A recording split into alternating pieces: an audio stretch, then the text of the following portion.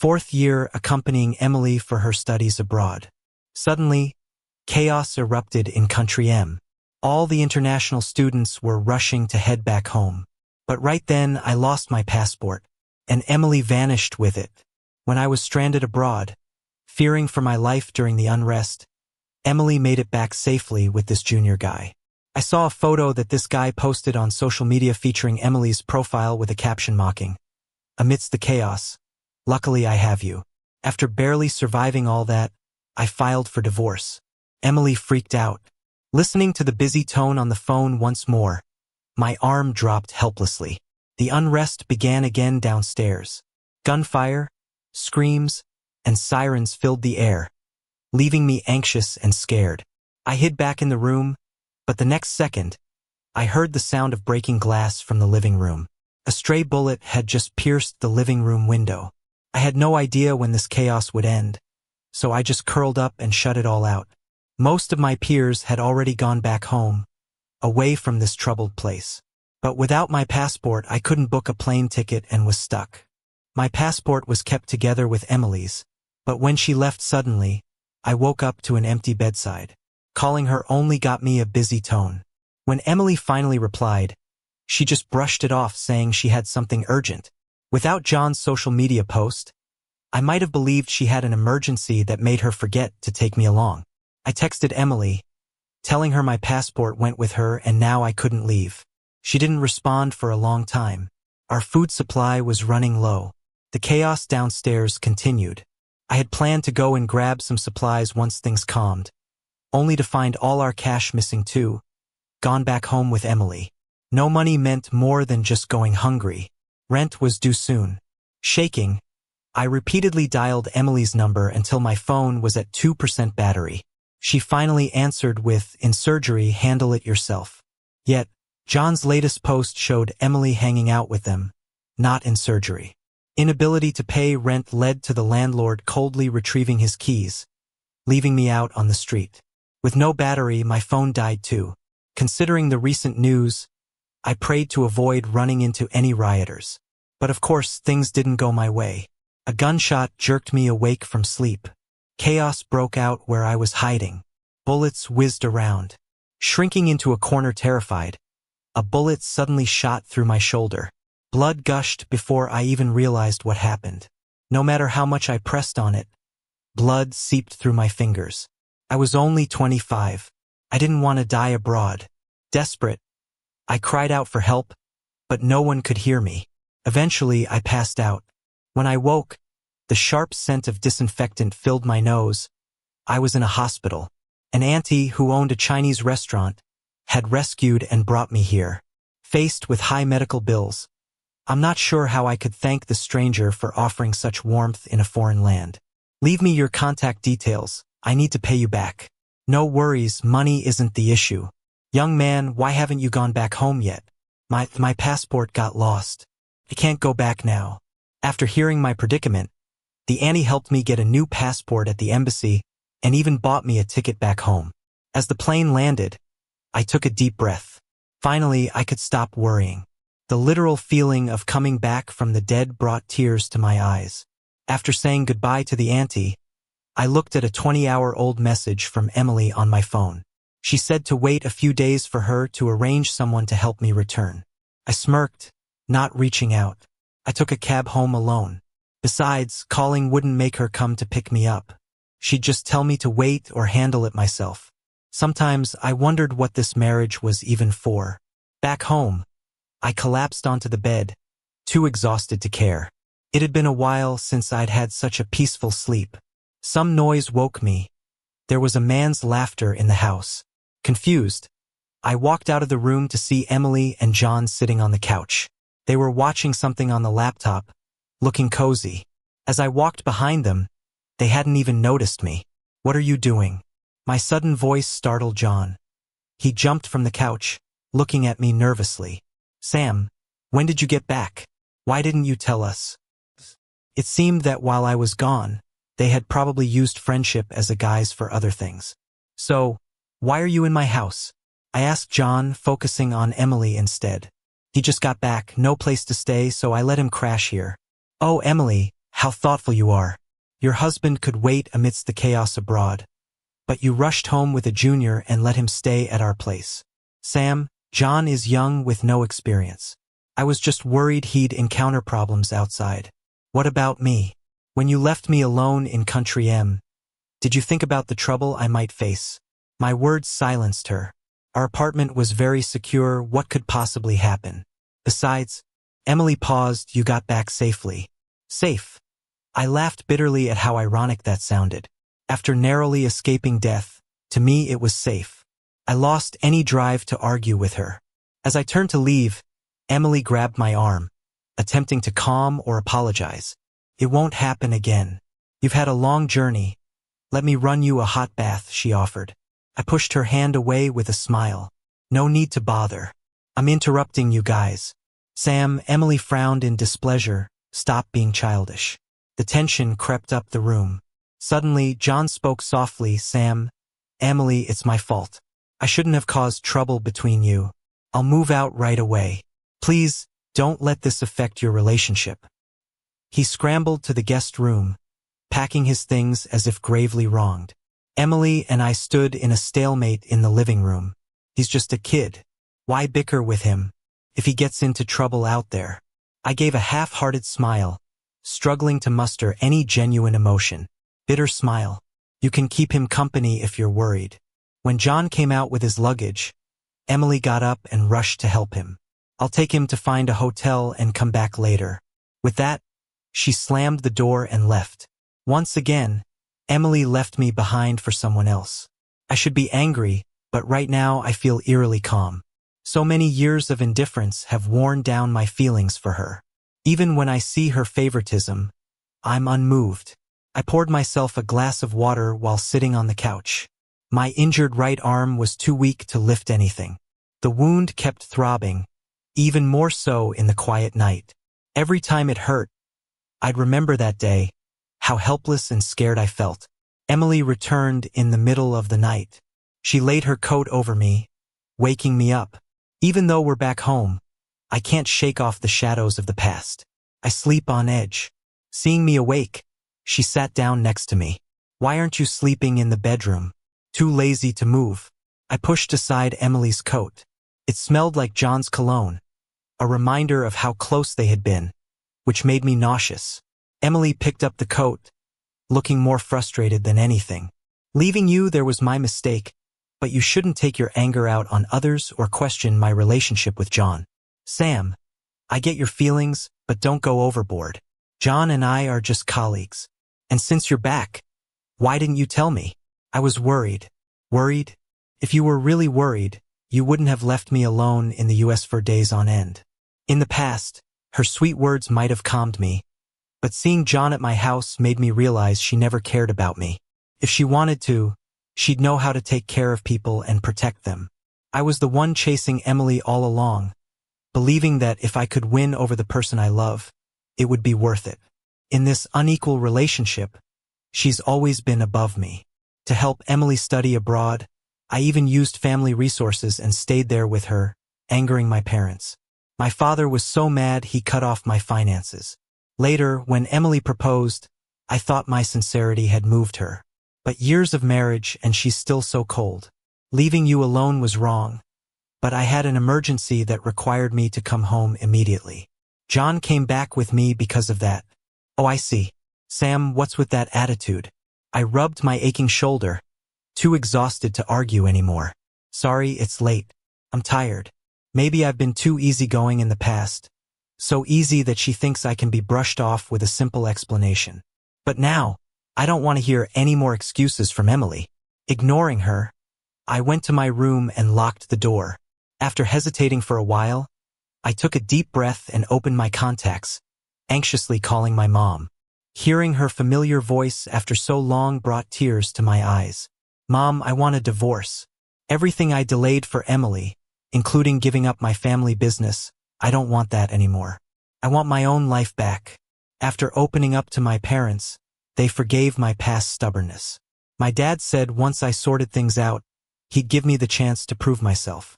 Holding the phone, I agreed firmly. They even connected me with a top lawyer to prepare for the divorce. Thinking about the future, I fell asleep. That night, I slept peacefully. When the alarm went off, I got myself ready.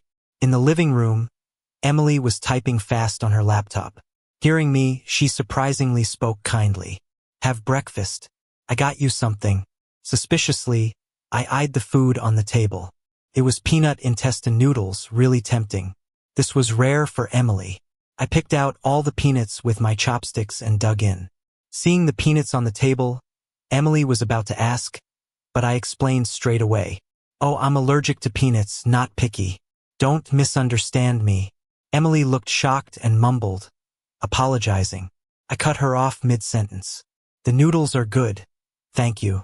Seeing my good mood, Emily sat across from me. "Sam, about yesterday, I want to talk it out." "Really?" But before, whenever I wanted to share my feelings, Emily ignored me. I'd babble on and she'd tune me out. Sometimes, annoyed, she'd snap at me. "Can you shut up? You're so annoying." Even when she had time, she didn't care what I had to say. "We've lived together so long, and you still don't know my allergies? You don't care, so you don't notice. No need. Nothing to talk about. Are you upset about John? I promise not to let anyone else stay here. Doesn't matter. John's a young guy who needs care." My change in demeanor left Emily speechless. "Can't you just talk to me normally? What's with the attitude?" I saw the anger on her face and wondered what was wrong now. Was she mad because I didn't freak out like I used to, questioning why she brought another man home, throwing jealous fits? "I have things to do this morning. I'm heading out." With that, I cleaned up, grabbed my bag, and left, disregarding Emily's growing irritation. "If we don't talk now, there's no need to talk later." She was met with only the sound of the door closing. My shoulder needed a checkup, so I signed up at a top hospital and waited patiently. Unfortunately, John was on duty that day. "Sam, are you sick?" "None of your business." I didn't want to interact with him. Coming to see a doctor alone is sad. "But hey, your sister's an exceptional woman and is always busier." "Lonely? Maybe. But if he thought a few sentences would get to me, he underestimated me. Couch surfing must be hard. Find a place to stay last night? Do you still need to crash at someone else's place secretly?" "I'm not doing it secretly." The senior agreed to let me stay over. The patients around started gathering when they heard there was gossip. Seeing all those curious eyes, I stood up and said to John, "You're saying Emily cheated and wants you living there as her lover?" John's face turned red with embarrassment. I heard my name being called and didn't feel like arguing, so I was about to leave. But John suddenly reached out and pressed on my shoulder. "Sam, how could you accuse me like that?" His hand hit my wound exactly. I winced and brushed his hand away with my left hand. I didn't even use much force, but he still stumbled back and fell to the floor. At that moment, Emily's voice came from behind me. "Sam, what are you doing to John again?" I turned around. The blood had already soaked through my white shirt, spreading across my shoulder. Emily's eyes were fixed on the glaring red stain. "When did you get hurt? Why didn't you tell me?" asked Emily. What good would telling you do? I didn't want to have a pointless conversation with her. She grabbed my hand, not letting me leave. "Emily, don't waste my time. I'm about to miss my number." I pulled my hand back and walked past Emily into the clinic. The doctor diagnosed me with nerve damage to my arm, likely to cause long-term issues. Holding things would be difficult. Hearing this, I was spaced out the whole time as the nurse treated my wound. If this complication never improves, it'll have some impact on my life. A slim white silhouette stopped in front of me. I looked up. It was Emily again. She stared at my wound, looking serious. "How did it get this bad?" she asked. I pulled my shirt back into place and replied calmly, "Got hurt during the riot." Her eyes turned red with urgency. "Why didn't you tell me? I'm your wife." I met her eyes with confusion. "Am I? You remember you've got a husband?" There was a time when I used to want to share everything with Emily, all my grievances. But she found me annoying, a bother. She wanted me to sort out things myself. Now that she wants to know, I have no interest in telling her anymore. "Sam, are you really going to be petty now, of all times?" Emily asked, clearly frustrated. "Emily, shouldn't you be at work?" Don't you have patience waiting? I ignored her shocked expression. After dealing with my wound, I was ready to leave, but she stepped forward, blocking my way. Then wait for me to take some leave, we'll go home together. Okay? I decided to ignore her request altogether and impatiently brushed her hand away. Emily, are you serious right now? Emily's hand hesitated in midair. Who would have thought that such impatient words would be directed at her, not by her? Sam, I'll come home after work to check on your wound. Okay? I pried Emily's hand off, walked out of the hospital with no hesitation. I really had urgent business, like meeting a lawyer to discuss my divorce. Sam, here's the draft divorce agreement I prepared for you. Let me know if there are any changes needed. Holding the agreement, I read it carefully. We don't have kids, which cuts down on complications. We could have had a child, though. In our first year of marriage, Emily got pregnant. But instead of being happy, she wasn't thrilled. She said her focus was on her studies at the moment, that it was better to terminate the pregnancy and wait until her career was stable. Despite my pleas, she went to the hospital to terminate the pregnancy and got an IUD. I still remember waking up crying in the middle of the night over the lost child. While I was mourning, Emily stayed at the academy, leaving me home to cope alone. Only when I had gotten over it, making all sorts of concessions for her, did she return. It takes time for a relationship to reach its breaking point. Divorce was inevitable for Emily and me, just a matter of when I'd be hurt enough to end it. Looks good. Let's go with this one. Assets aren't a big deal to me. As long as we can divorce, anything is fine. After finishing with the lawyer, I didn't make it home till dusk. Walking in, I was immediately greeted by Emily's dark expression. She didn't mention checking my wound like she said she would. Instead, she interrogated me harshly. She slammed her phone on the coffee table, making a loud sound. Didn't expect my husband's busy day to involve meeting another woman, right?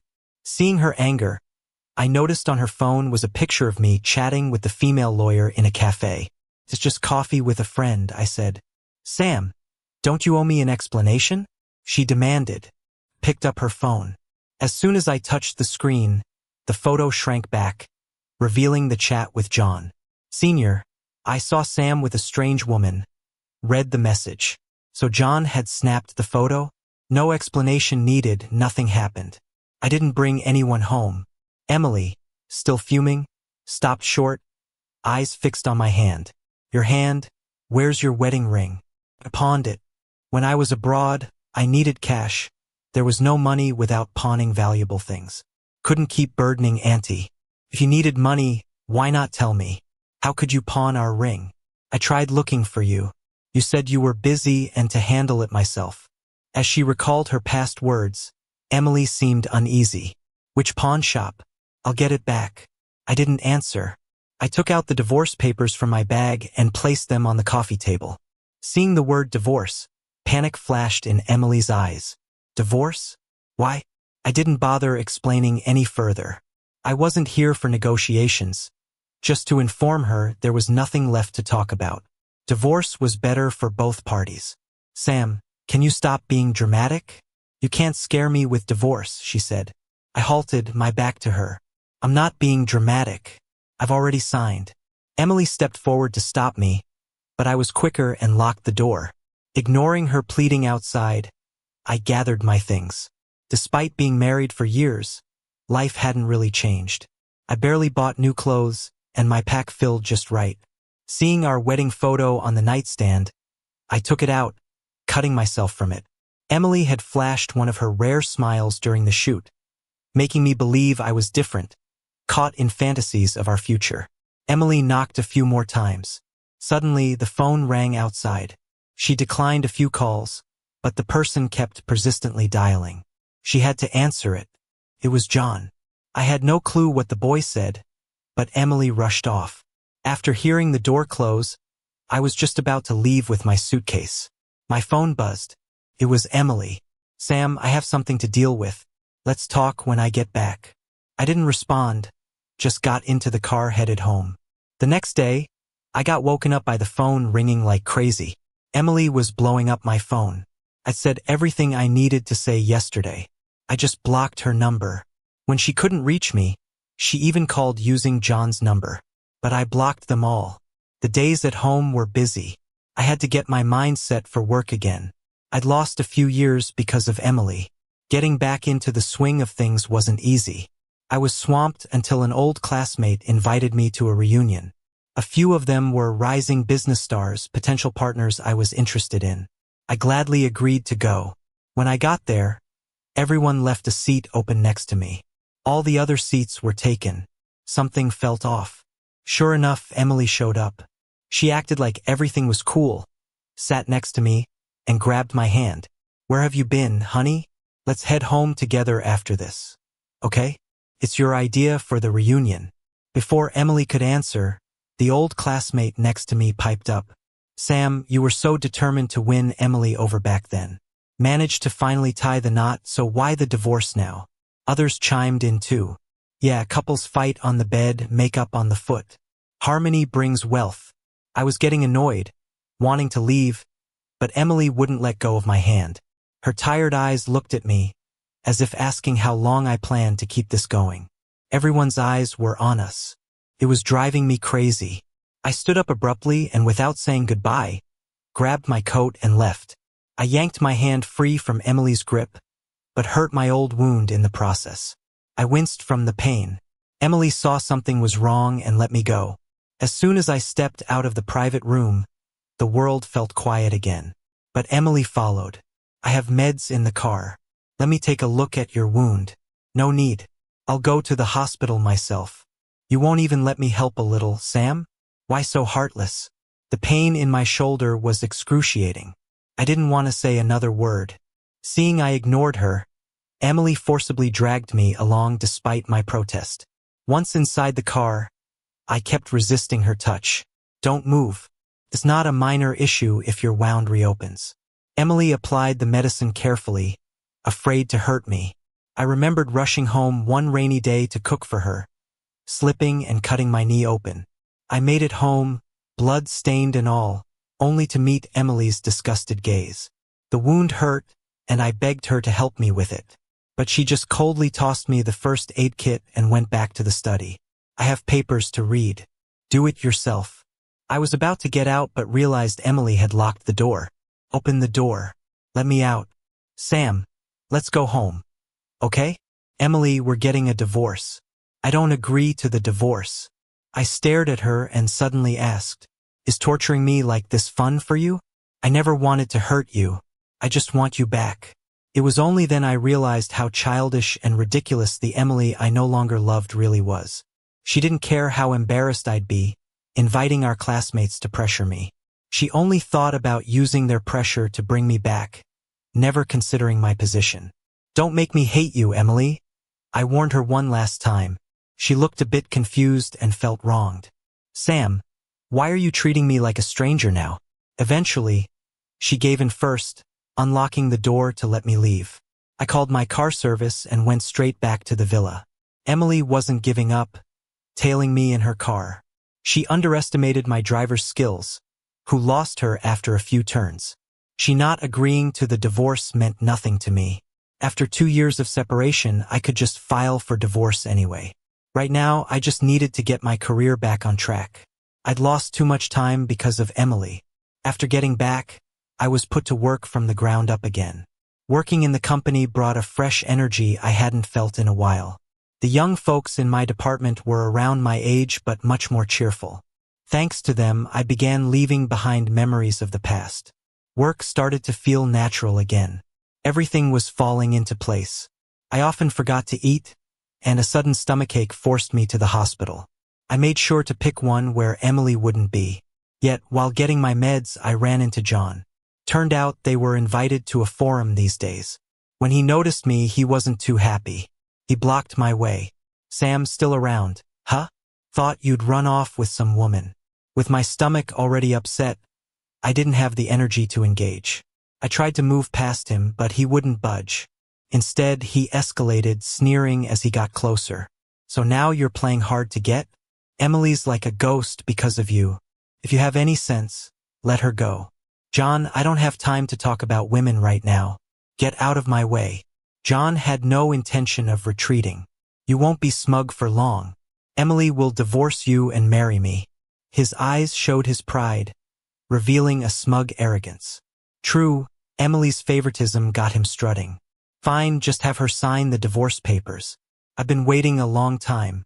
I left quickly. John shouted at my back. Emily's pregnant. It's mine. Though I'd long been let down by Emily, hearing that still made my steps falter. It was so ironic. We'd only just brought up divorce a couple of months ago, and now she's pregnant? They must have been sneaking around for a while. The thought made me gag, feeling disappointed and disgusted with myself for ever loving someone like that. Just as I got out of the hospital, I bumped into the last person I wanted to see. Emily looked pale. She rushed over to hug me, but I pushed her away. Sam, did you come looking for me? I looked at her, feeling nothing but disdain. Emily took a diamond ring out of her pocket without a word. It was the one I pawned overseas. Look, I got the wedding ring back. Can we go back and be happy again? Go back? How can we go back to how things were? That kid you're having isn't even mine. Hearing the word pregnant, Emily panicked for a split second. It was just an accident. Don't worry, I'll get rid of it. No need. Abortions are hard on the body. We're getting a divorce anyway. I stepped around Emily, ready to leave. If you don't like John, I'll cut ties with him. Sam, please don't go. Even without John, we'd still be getting a divorce. Haven't you figured out why? Emily angrily messed up her hair. We were fine before. How did it come to divorce? I grabbed the ring from Emily's hand and threw it into the street.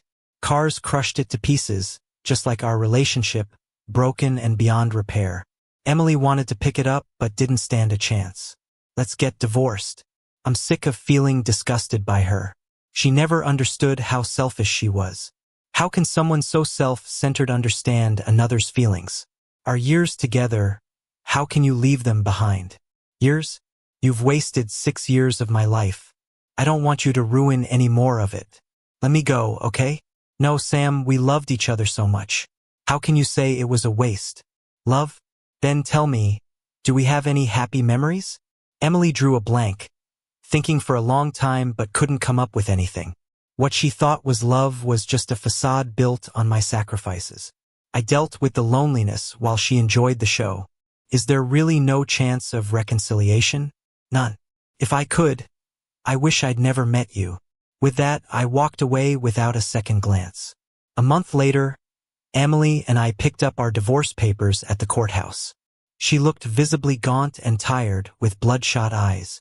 I'm sorry, Emily said. It was my fault in the past for letting you down. I didn't have time to hear confessions.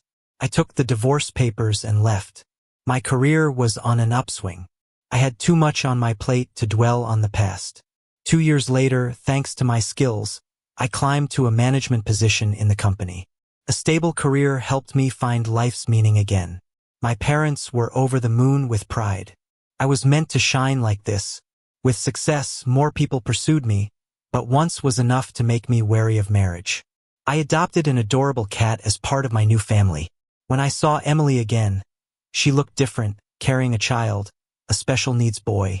If not for the conspicuous ring on her hand, I might not have recognized her. I heard that after our divorce, she quickly married John. But John was suspicious by nature, always checking up on Emily's whereabouts, leaving her at her wit's end. She lost her job because of a surgical mistake and had to stay home, only to find out John had an affair with his boss.